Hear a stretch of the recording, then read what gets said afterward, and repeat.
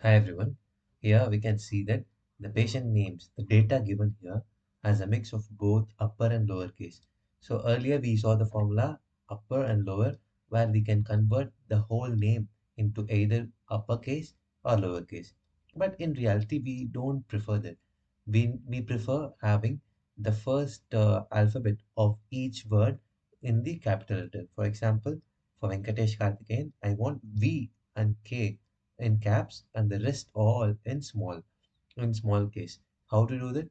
It's as simple as typing is equal to proper and the cell address, click enter. So everything is properly as aligned. And just double click here. See the whole data, the capital and small letter confusion is now gone.